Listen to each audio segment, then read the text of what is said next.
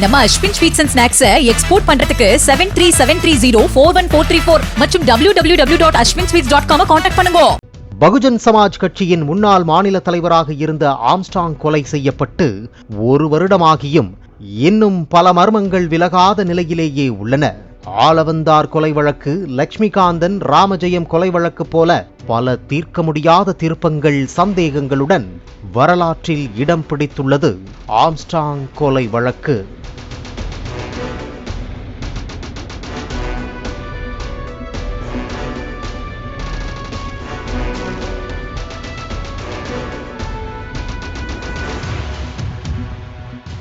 சென்னை பெரம்பூர் வேணுகோபால் சாமி கோவில் தெருவில் வசித்து வந்த ஆம்ஸ்ட்ராங் கடந்த ஆண்டு ஜூலை மாதம் 5ஆம் தேதி வழக்கம் போல புதிதாக கட்டிவரும் வீட்டின் பணியை பார்வையிடச் சென்றார்.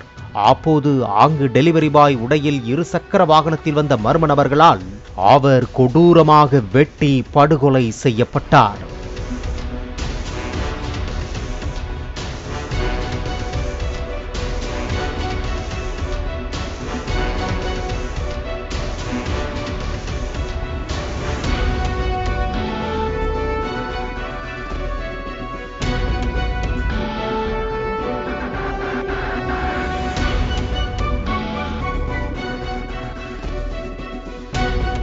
ஆம்ஸ்ட்ராங் படுகொலை செய்யப்பட்ட சம்பவம் தமிழக அரசியல் மட்டுமின்றி டெல்லி அரசியல் வரை மாபெரும் அதிர்வலையை ஏற்படுத்தியது.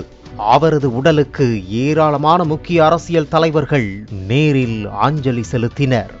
இதனைத் தொடர்ந்து சென்னை காவல் ஆணையராக இருந்த சந்தீப் ராய் ரத்தோர் அதிரடியாக பணியிடமாற்றம் செய்யப்பட்டு புதிய சென்னை காவல் ஆணையராக அருண் பொறுப்பேற்றுக் கொண்டார்.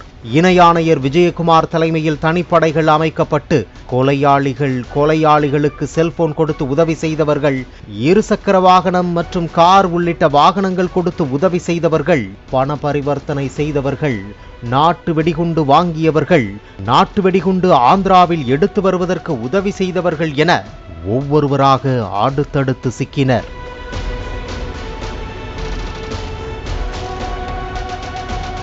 ஆற்காடு சுரேஷின் தம்பி பொன்னை பாலு, திமுக வழக்கறிஞர் பிரிவைச் சேர்ந்த அருள், திருவேங்கடம், திருமலை, திருநின்றவூர் பாஜக நிர்வாகி செல்வராஜ், மணிவண்ணன், சந்தோஷ், ராமு, கோகுல், விஜய், சிவசக்தி, தமிழ் மாநில காங்கிரஸ் இளைஞரணி துணைத் தலைவர் ஹரிகரன், அதிமுக திருவல்லிக்கேணி மேற்கு கழக பகுதி துணைச் செயலாளர் மலர்கொடி, திமுக திருவள்ளூர் மத்திய மாவட்ட இலக்கிய அணி துணை அமைப்பாளர் குமரேசன் மகன் சதீஷ், வடசென்னை பாஜக மகளிர் அணி துணைச் செயலாளர் அஞ்சலை, கடம்பத்தூர் அதிமுக கவுன்சிலர் ஹரிதரன், வழக்கறிஞர் சிவா, பிரதீப், முகிலன், அப்பு, நூர் விஜய் என்ற விஜயகுமார், தமிழ்நாடு இளைஞர் காங்கிரஸ் மாநில முதன்மை பொதுச் செயலாளரும் வழக்கறிஞருமான அஸ்வத்தாமனின் தந்தை ரவுடி நாகேந்திரன், ஆற்காடு சுரேஷ் மனைவி பொற்கொடி, ராஜேஷ், கோபி, குமரன், புதூர் அப்பு என 29 பேரை போலீசார் கைது செய்தனர்.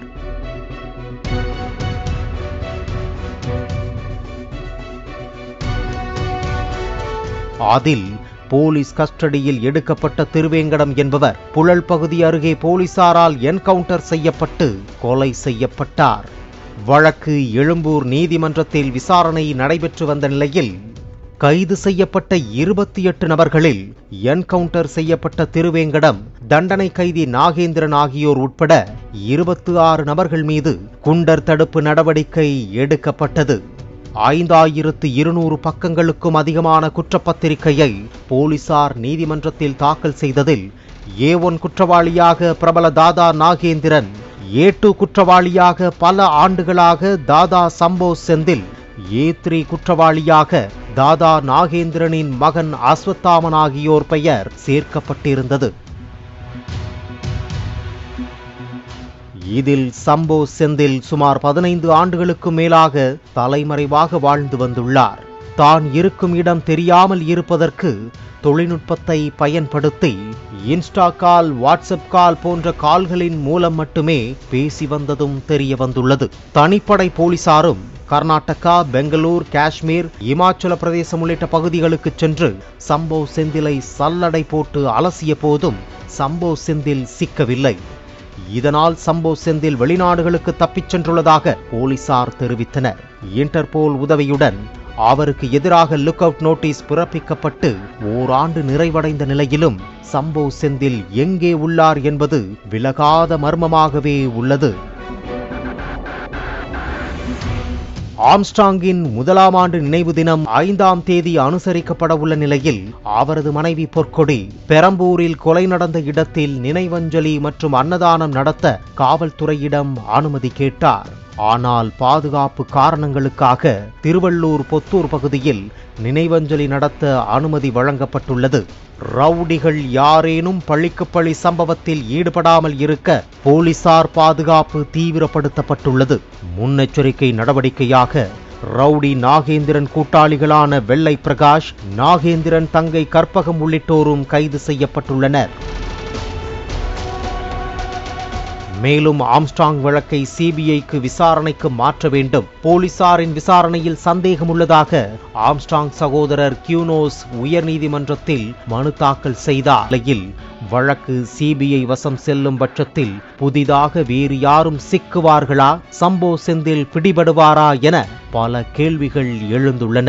அதே நேரத்தில் பார் கவுன்சில், அரசியல் செல்வாக்கு என பலமிகுந்த ஆம்ஸ்ட்ராங்கை கொலை செய்ய சம்போ செந்திலுக்கு அந்த அசைன்மெண்டை கொடுத்த முக்கிய புள்ளி யார் என்பது சம்போ செந்தில் சிக்கினால் மட்டுமே தெரியவரும். பாலிமர் செய்திகளுக்காக செய்தியாளர் கதிரவன். நம்ம Ashwin sweets and snacks export பண்றதுக்கு 7373041434 மற்றும் www.ashwinsweets.com கான்டாக்ட் பண்ணுங்க.